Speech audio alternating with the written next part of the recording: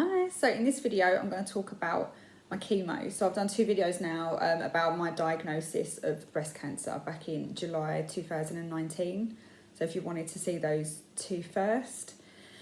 But this might be like a part 1 of part 2 because obviously there's quite a bit to talk about. I've got myself all stuck.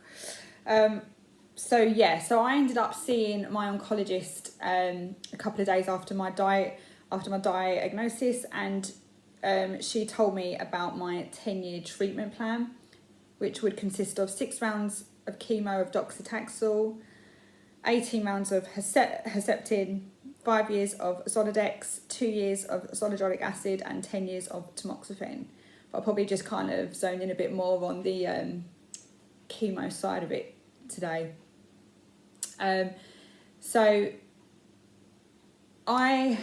When I'm quite lucky, I have private healthcare with work, so I was told that I could have all of my treatment at home. But your very, very first treatment, you have to have in a hospital just in case you have any kind of reactions or anything like that. So my first chemo I had on the chemo ward, which you do get a tour of the chemo ward before you go in, but it's still quite a daunting place. And I was sat in that chair for 8.5 hours. So it's a very, very long day. Be prepared for that. But my first chemo was nothing like my other chemos. And the reason being, I just want to make this clear as well. Any side effects that I talk about or anything that I went through doesn't necessarily mean that you're going to go through it, because I know people that didn't get as bad side effects as me, and I know people that got worse than me. So everyone is different. So this is purely my own experience. But my first chemo, they give you all the steroids in one go, whereas for the rest of your chemos, you have steroids the day before, the day of, and the day after. But obviously on your first chemo, you have them all in one go. And I didn't realise that steroids would affect me as much as they did. I was absolutely fine until they put the cold cap on. I will talk about the cold cap and the hair cooling and stuff like that in another video. But once they put the cap on, because I was trying to save my hair, they then, about an hour later, they then started the chemo. And the minute that chemo hit my system, I was violently sick. Like, I've never been sick like that in my life, and I was quite sick during my pregnancy with Darcy. But I was violently sick, and I then started to get agitated, irritated, angry, tired, and it just kind of went into a bit of a pattern. I would get irritated, angry, tired, irritated, angry, tired, and while I was doing this, I was physically punching myself in the head. Like when I had the cap on, I was punching my legs, I was kicking the floor. I had to put the curtains around me in the end because I was so sick, and probably causing a little bit of a scene, really. They were fine about it, the nurses were fine about it, and she just kept saying, Claire, it's the steroids, it's the steroids. And then the second the chemo stopped dripping in the IV, I stopped being sick. I felt much better. It was really strange. But none of my other chemos were like that. So just be prepared. If you're someone that doesn't react too well to steroids, you might react in a certain way. But the other thing I would strongly suggest, I've made some notes as well, just in case I start forgetting as I'm talking, is keep a diary, because you will find that each round of chemo will mimic the other one. So on day 1, after chemo, down to day 2, 3, 4, 5, you will find all your other chemo to kind of follow suit. So if you write it all down, you will then know on your next chemo how you're going to feel. I'll tell everybody that, and a load of people said like it's a really helpful thing to do. So for me, by day 3, that'll be my dog barking at someone going by. On day 3, I had such a severe bad stomach. I've never experienced a bad stomach like that. A little bit of TMI, I know, but and they do make it really clear, don't be far away from a toilet, a bathroom of any kind, because you are going to need that. So yeah, by day 5, the pain really kicked in. Like the joint pain was extremely severe, and I started to then get spots as well.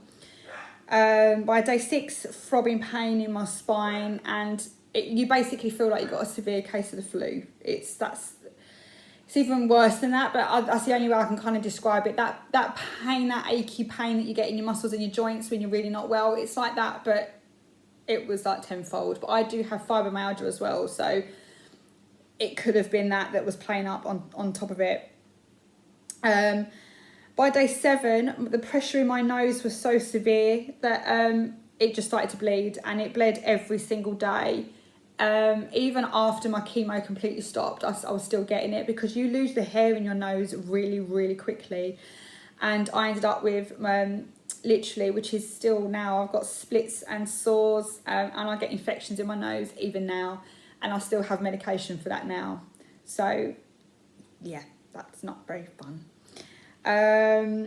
By day 8, again, extremely bad stomach again, dry nose, emotional and fatigue. The fatigue, never experienced anything like it. And I've got fibromyalgia, and I still have never experienced anything like that.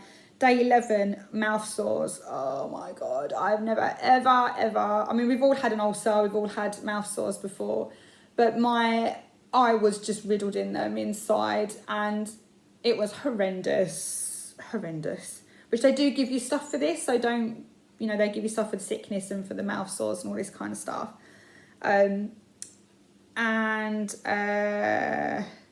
By day 15, my hair started to actually come out. I would wake up and it would be on the pillow. As I say, I did cold cap, but I would do a separate video about my hair. But it started to shred quite a lot, and I was waking up. So literally it only took 15 days after my first chemo and I was losing my hair. By day 16, I think I washed my hair, because you can only wash it once when you do like the cold cap a week, and it was not great. Chemo 2, by the second chemo, by day 3, I lost all of my eyebrows. But for each of my chemos, by day 10, I started to feel more like me. So I knew after every chemo, by day 10, you're going to start to feel a little bit more normal, a little bit more like yourself. I think one of the worst side effects for me was losing my taste buds. Now, it's not just a case of you lose your taste buds and you can't taste anything.